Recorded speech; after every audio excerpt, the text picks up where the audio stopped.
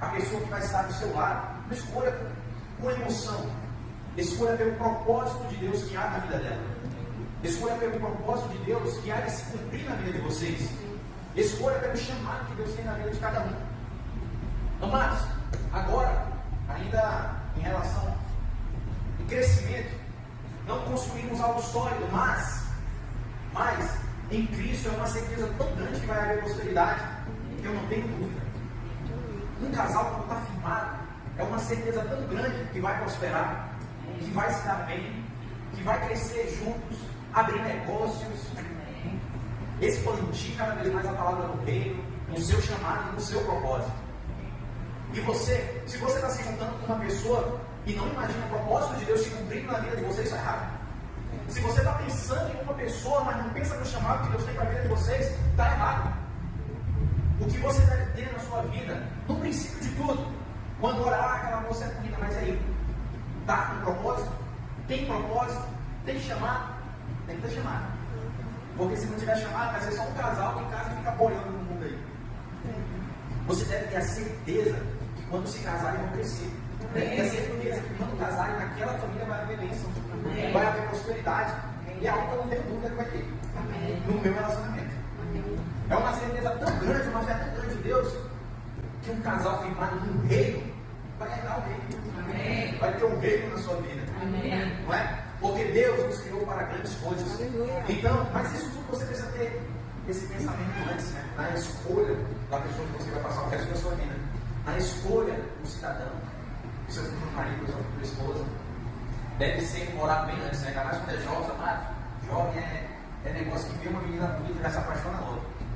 Mulher, depois você fala, não sei como é que é a mulher, essa mulher já viu um homem bonito se apaixona logo, mas pelo menos a maioria dos homens que eu conheço, vê, homens meninos, né? Que eu conheço, olha uma belezinha ali, já se apaixona, já quer casar, já tem casa, mas aí a construção da sua vida de conexão com Deus, cara, não pensa.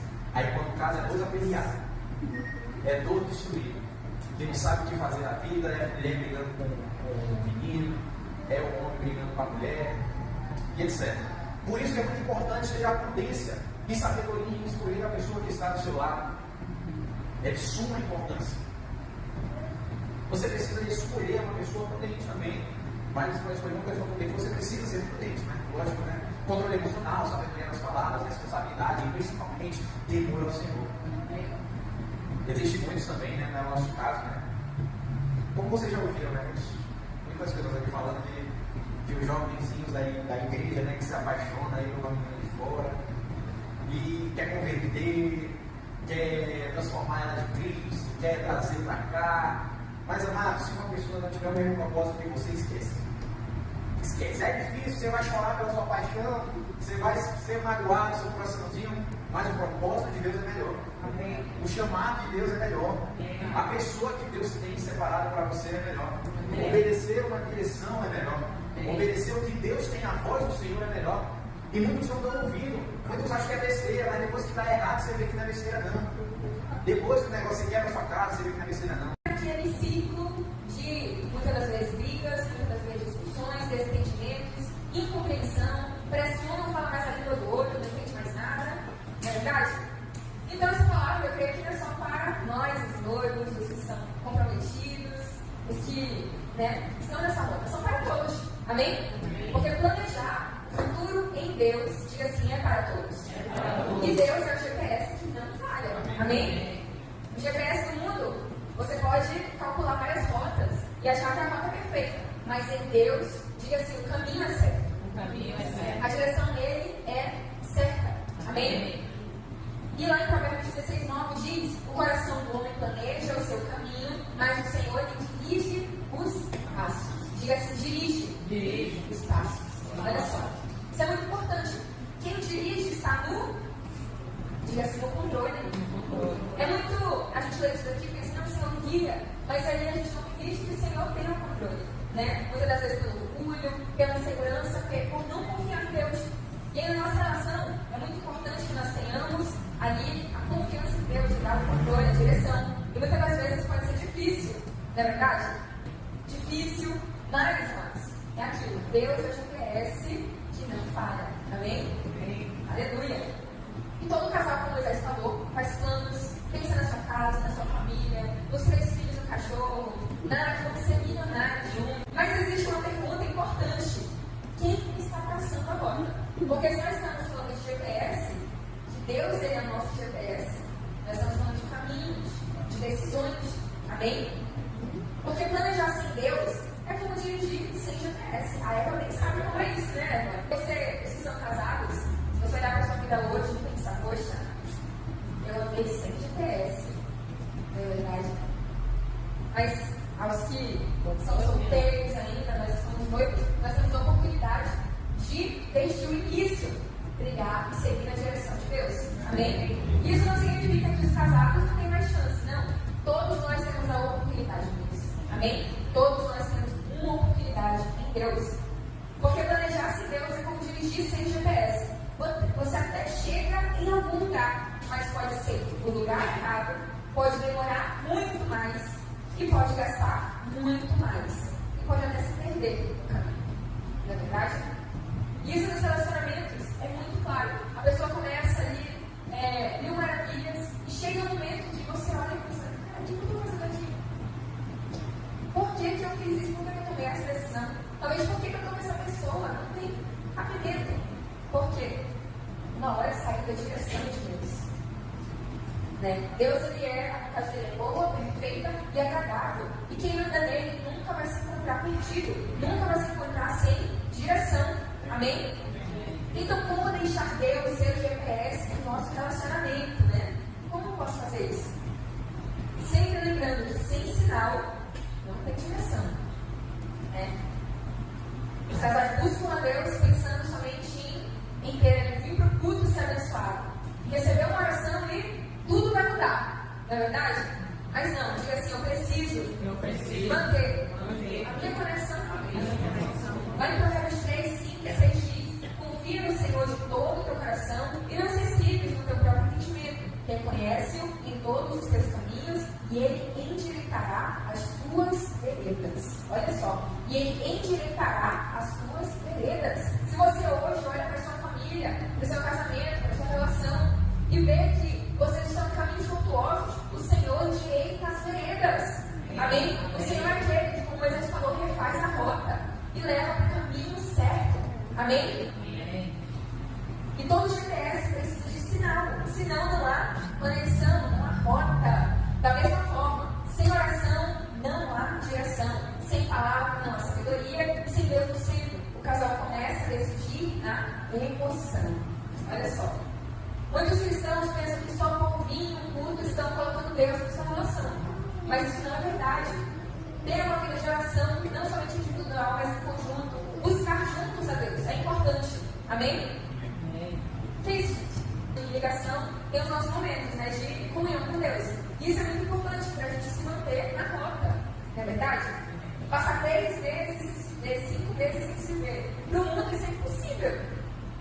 No mundo isso é impossível. Já está tendo traição, já está tendo mil e uma coisas, já está dando certo, porque a paixão passou.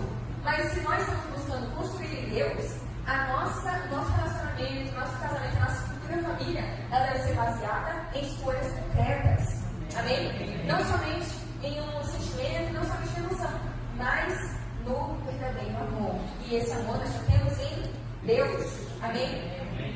Muitos relacionamentos se perdem por quê? Começam decidindo por impulso, decidem por orgulho e decidem com base no machismo.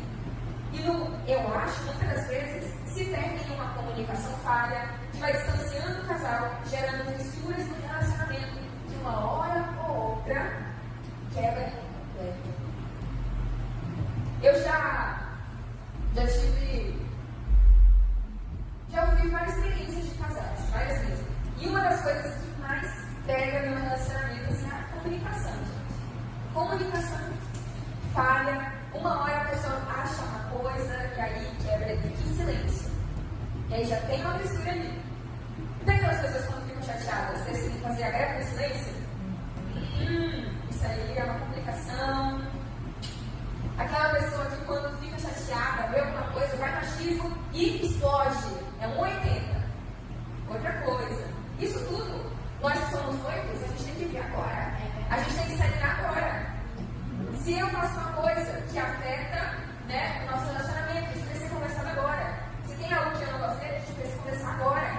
Isso não é para os solteiros, para os que estão noivos, isso são coisas que se veem agora.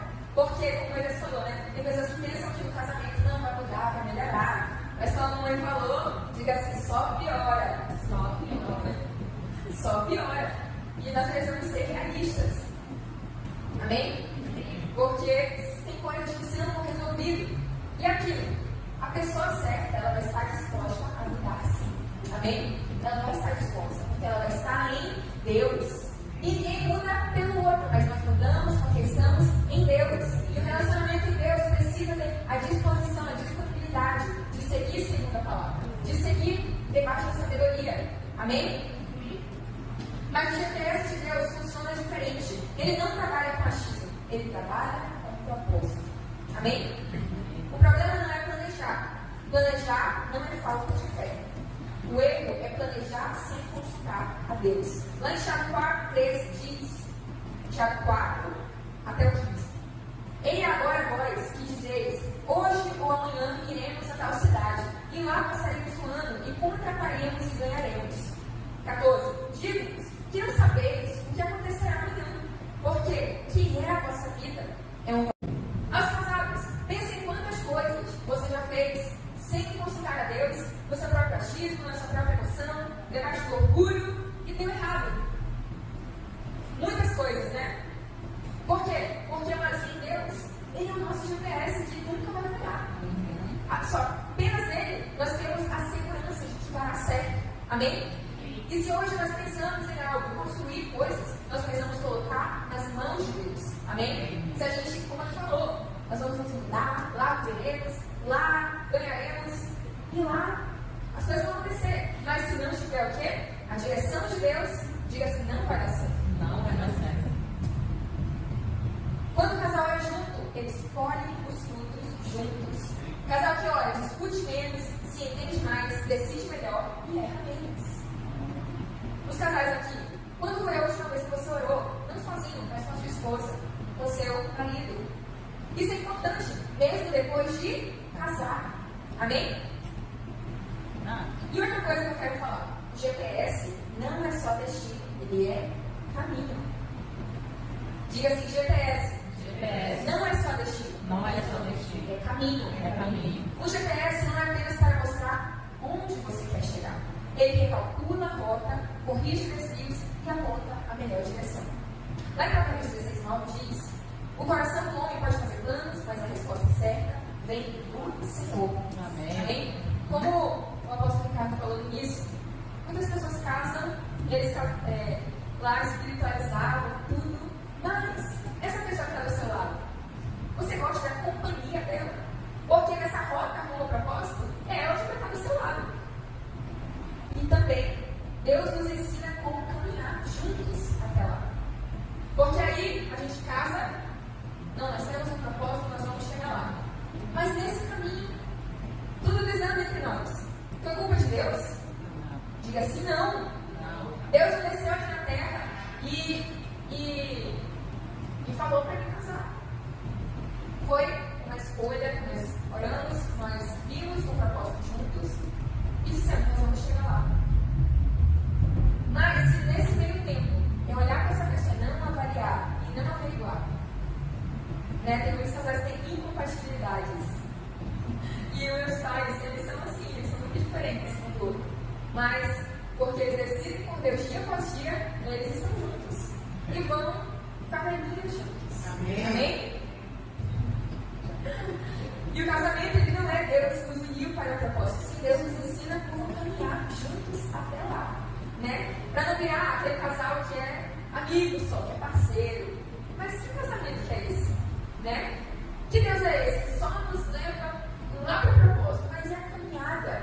Se Deus ele é Deus de processos, não é verdade? Eu creio muito nisso, que Deus é Deus de processos. E Ele está conosco em todos os processos.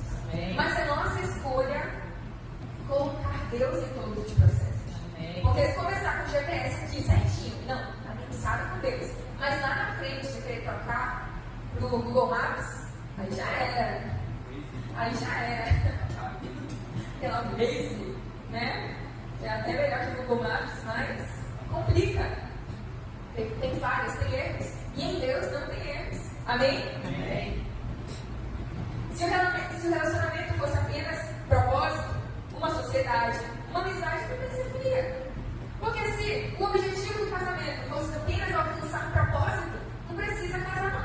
Você pode ter um propósito juntamente com um amigo, um irmão da fé. Pronto. Não é verdade? Mas o casamento, diga assim, é aliança. É aliança.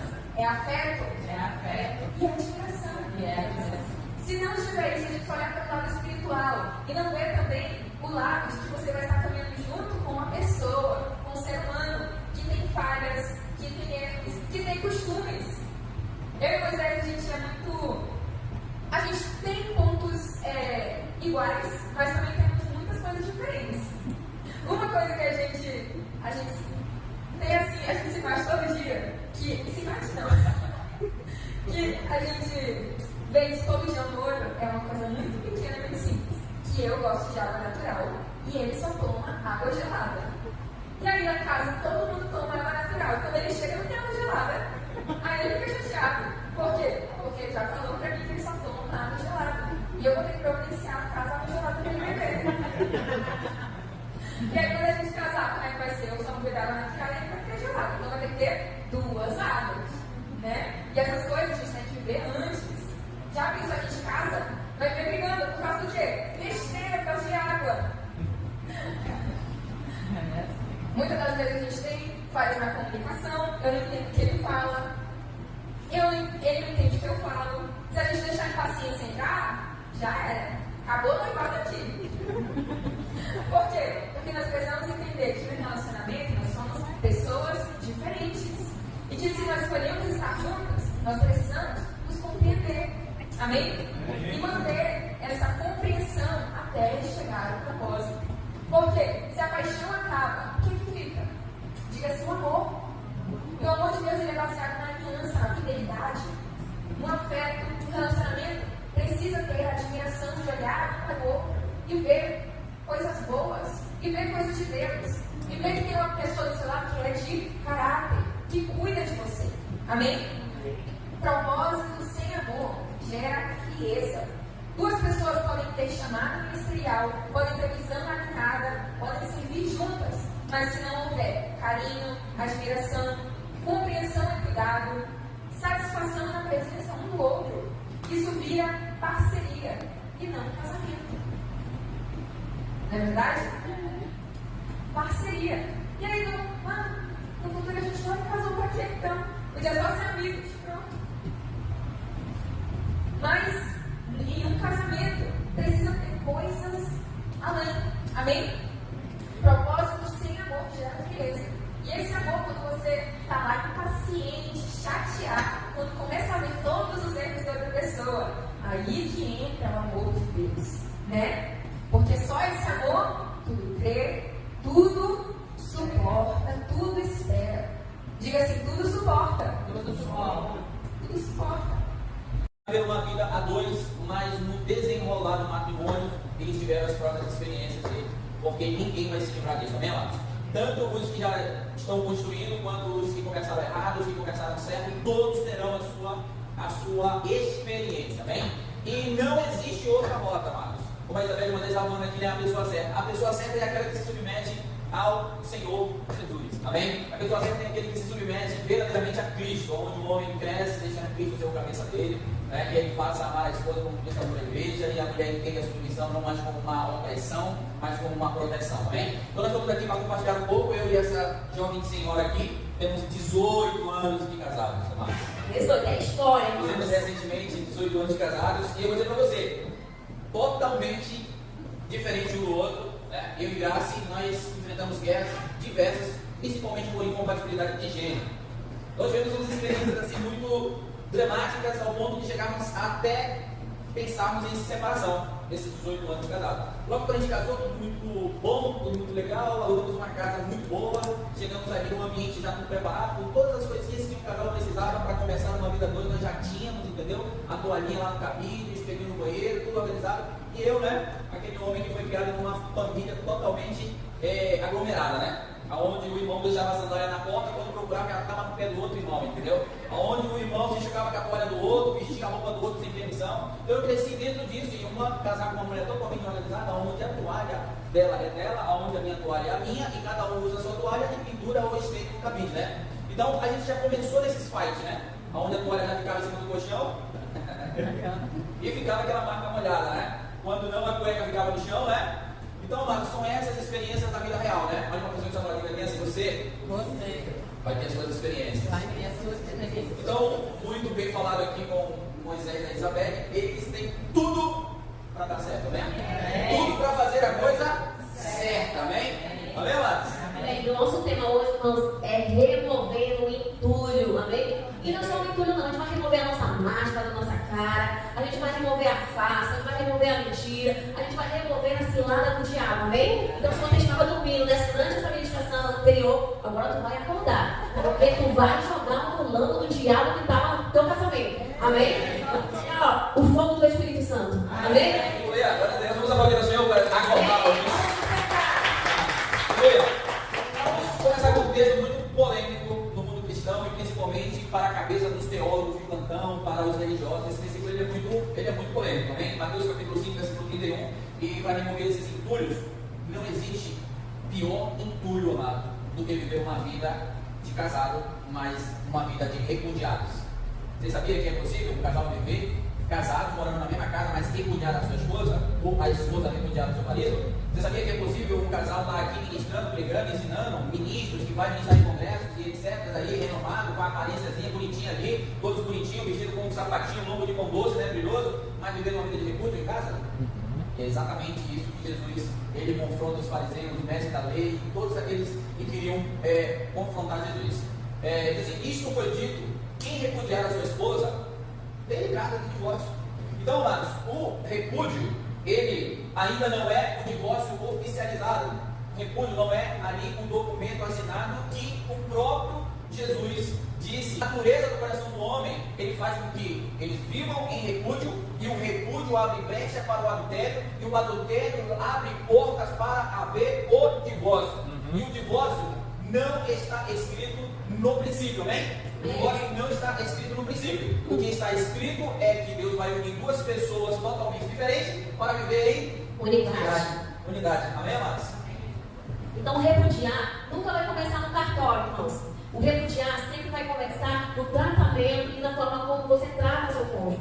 A gente não pode romantizar a questão, é o jeito dele, é a forma dele. Não podemos aceitar isso, porque existe um método e uma forma que foi escrito no princípio, que é sermos um. E isso fala o quê? De unidade, isso fala de aliança. Então o homem começa a repudiar a mulher dentro de casa quando ele está em silêncio. Ele se silencia para sua esposa. Ele começa a rejeitar a sua esposa. Isso é uma forma de repudiar toda a sua casa. E acima de tudo, repudiar a aliança de Deus. Então o homem, ele começa a demonstrar uma fragilidade emocional dentro do lar. Ele começa a ter descuido com a esposa. Saiba que a mulher, ela tem as suas emoções. Os seus filhos também têm as suas emoções. E quando o homem não se posiciona como autoridade de Deus, toda a sua família vai em ruína. Aí o que acontece depois? O homem, essa mulher não é uma mulher do meu agrado mais. Mas começou com ele, porque com a força motriz de Deus sobre a vida dele, ele deveria cuidar de tudo, da sua mulher, dos seus filhos. Muitos casais, eles não conseguem viver a felicidade do casamento. Eles estão presos, oprimidos no cativeiro. Muitas vezes esse cativeiro é emocional. De um lado está o homem criticando a mulher, ofendendo a mulher, com violências verbais, emocionais, patrimoniais. Aí muitas vezes quando ele fala, tu quer dinheiro, vai tu trabalhar então, tu quer ser a dodoquinha dentro de casa. Então, do outro lado, tem a mulher também que está oprimida, que está ferida e que também joga para cima do homem também muitas outras coisas em cima dele, né? E aí entra aquela outra situação, a mulher começa a rejeitar sexualmente o homem, não é verdade? E todo lado está lá o homem querendo sexo toda hora, mas ele esquece que ele passou o dia todo enchendo o saco, brigando com a mulher, não fazendo nada dentro de casa, nem mesmo, né, o básico. Então, gera o quê? Guerras. Gera o quê? Embaraços, gera traumas, dificuldades. Irmãos, a gente vê hoje que muitos homens estão numa fragilidade masculina. O homem está sendo tão frágil, né? Hoje não é mais a mulher que é o sexo frágil, é o homem. Se tornou o homem muito frágil. Tem coisinha que o homem quer, não, né? Virar homem, porque o homem está totalmente fragilizado e a gente também tem que tomar posição de homem nesse caso. Está tudo errado, né? Por que os filhos hoje, muitos também, mas um dos pontos, dos fatores que os filhos hoje enveredam para o homossexualismo, porque lesbianismo, porque não vê o homem como sexo masculino forte que está agindo, né? Não vê o pai e o homem beijar a esposa, abraçar a esposa, quando chega, essa faixa, ela vai falar, tu é gay, é? Não, tu é um homem. Tu é homem, irmãos. A palavra fala que Deus criou fêmea e macho. Então o homem tem que se colocar na posição de homem, de sacerdote, de macho. Amém? O homem tem que ser carinhoso com a mulher, na frente dos filhos, abraçar, beijar, tocar na sua esposa, na sua intimidade. Ai, não tá pegando o peito dela, que tá caindo. Você é culpado disso, porque tu colocou filho nessa mulher, irmãos. Entendeu? Se tu não tem dinheiro, se tu é pobre e não dá para fazer uma cirurgia plástica, vai lá, acaricia sua esposa. Amém? Do jeito que tá flácida, academia. Tem como você falar uma academia para tua mulher? Ah, ela tá muito fortinha. Academia. Irmãos, homens, você é responsável por cuidar da sua mulher. Bem. Pega a barriga dela. Pega a barriga da sua esposa aí. Eu sou responsável por essa mulher. Se ela tá com a barriga grande, eu sou o culpado. Você é responsável de cuidar dela. Amém? Você é responsável de cuidar da sua família. Porque se a barriga crescer mais, tua esposa corre o risco de ter um infarto. Estou falando nutricionalmente. Ela corre o risco de ter um infarto. E o homem também está com uma barriga muito grande. Ah, Graça está metendo um pau nos homens. Calma, vai chegar a nossa vez. Tá ótimo. Então, Marcos, para remover os entulhos, né, para começar uma nova vida em Cristo, Jesus como casal, você que teve experiência, o primeiro ponto, você precisa se localizar. Você precisa ver a posição que você está. Sim ou não? Você precisa ver o homem que você é. Como que você responde às demandas do casamento. As demandas da sua esposa, entendeu? Porque, eu vou dizer para você, se você não for esse homem que se posiciona, a mulher vai se posicionar e aí você já sai do princípio. E aí você vai continuar vivendo uma vida de repúdio. Porque tem certas coisas que o homem se cala, né? Para não gerar confusão, o homem se cala e se omite. Você não deve se omitir. Porque, como a Isabel Mendes estava falando aqui, você não vai ver versículos bíblicos falando para a mulher amar o homem. É só para o homem amar a mulher. Mas você vai ver versículos para a mulher se submeter. Hoje mesmo, hoje mesmo eu estava chegando, estacionei o carro, e a minha esposa disse: bota o carro aqui, deixa eu decidir aonde eu boto o carro. Posso decidir aonde eu devo botar o carro? Porque sim. Se eu estou decidindo, é porque eu já sei que o freio não está legal. Vou ligar para a mulher, muitas das vezes, o homem nem sabe a posição que ele está. Né? Você precisa entender que a tua posição é de sacerdote, você é responsável pela casa. Quando o Graça falou, porque é culpa do homem, tem até o meme que diz, né? Quando eu casei, né? Eu busquei a pessoa certa, né? Eu descobri que eu sou errado em tudo, né? Sabe aquela mulher que está com tanto problema com o homem e não quer manter relações sexuais com o homem por causa do cansaço, desculpa o cansaço? Você vai ajudar ela. Você vai se cansar junto com ela. E os dois vão estar cansados. Né? E aí não vai ter desculpa mais, não vai precisar os dois cansados. Vão fazer cansado mesmo. Agora, se a mulher se cansa sozinha e você está descansado, ela tem razão.